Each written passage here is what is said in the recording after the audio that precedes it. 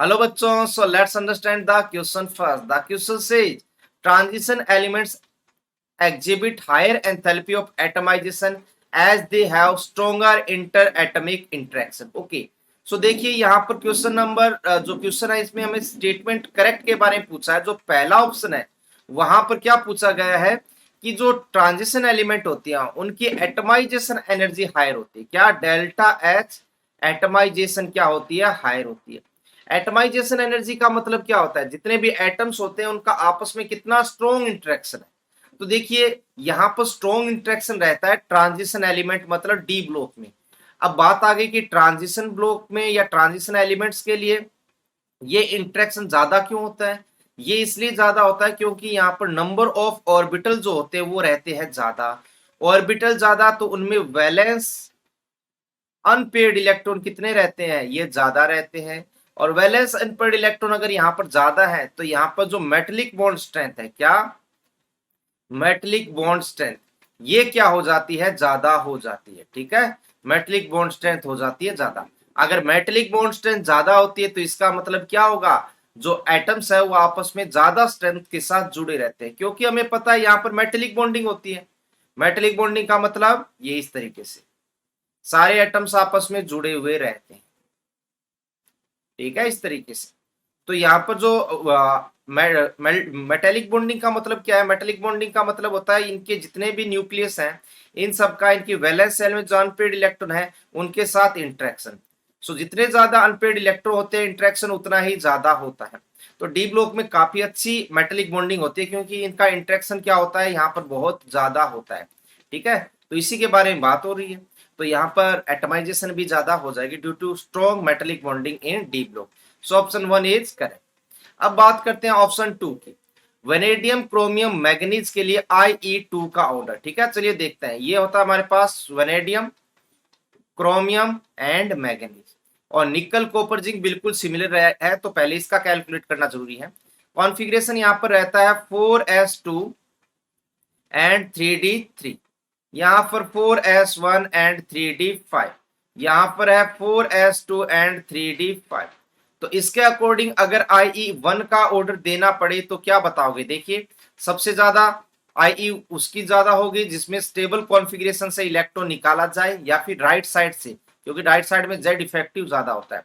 तो वेनेडियम की कंपैरिजन में Mn का ज्यादा होना ही होना है। इन दोनों में अगर बात की जाए यहाँ पर 4s से निकलेगा, 4s से निकलेगा, 4s से निकलेगा। तो ये 4s2 से निकल रहा है, इसका मतलब यहाँ पर क्या हो जाएगी? IE की वैल्यू ज्यादा हो जाएगी। तो Mn की IE1 ज्यादा होती है। फिर Cr और V में अगर बात करें, यहाँ 4s2 से निकल रहा है, यहाँ पर 4s1 से निकल रहा है। तो मैं इसी सीक्वेंस में बताता हूँ। ठीक है, इसी सीक्वेंस में बताता हूँ जैसे क्वेश्चन के अंदर बनाया हुआ है। ठीक है, तो यहाँ पर इसको मैं हटा देता हूँ। ओके, तो यहाँ पर वेनेडियम क्रोमियम एंड मैग्नीज की IE1 की बात करें तो IE1 इसकी ज्यादा।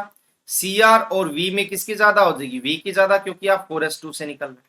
अब IE2 के लिए एक इलेक्ट्रॉन निकाल के कॉन्फ़िगरेशन लिखें। ये हो जाएगा 4s1 3d3, ये हो जाएगा 3d5 और ये हो जाएगा 4s1 3d5।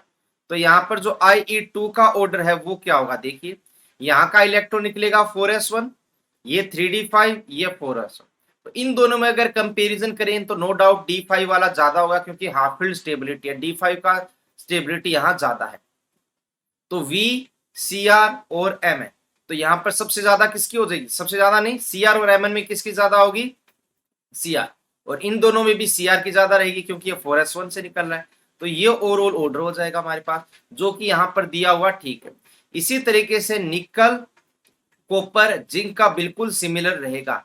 इसका रीजन क्या है? इसका रीजन भी वही है। देखिए क्योंकि यहाँ पर जो इलेक्ट्रॉन कॉन्फ़िगरेशन होता है किस किस का, निकल एंड कॉपर एंड जिंक, वो बिल्कुल सिमिलर है। ये रहेगा 4s2 3d8, ये रहता है 4s1 3d10 और ये रहता है 4s2 3d10।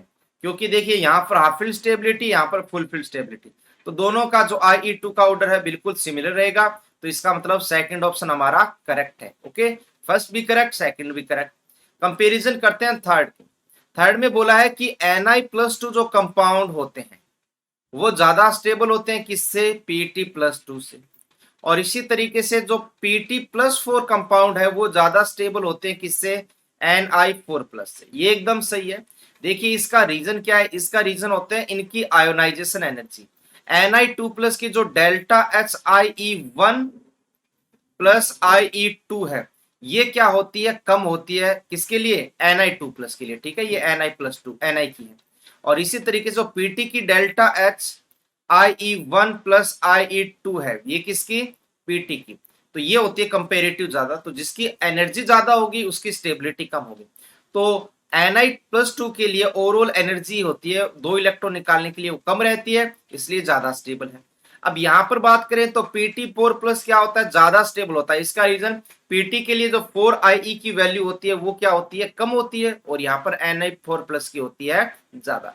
ये देखिए जो बातें मैंने बताई इनकी ओवरऑल प्रैक्टिकल वैल्यू जो एनर्जी की होती है वो गिवन होती है, तो हम आसानी से डिसाइड कर सकते हैं, लेकिन यहाँ पर हमें थोड़ा सा ध्यान में रखना पड़ेगा। ओके, इसका रीजन मैं आपको थोड़ा सा बता सकता हूं, देखिए इसको ध्यान से देख सकते हैं।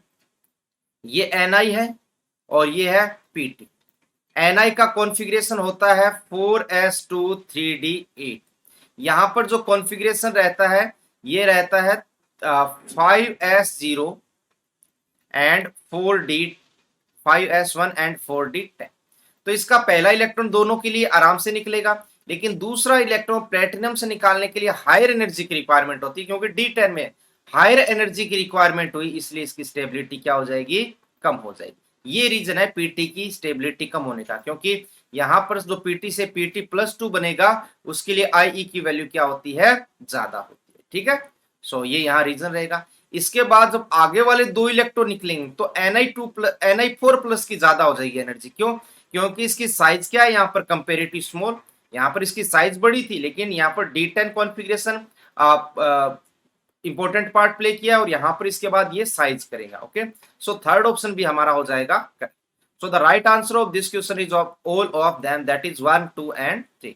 So hope you understand the concept well. Best of luck.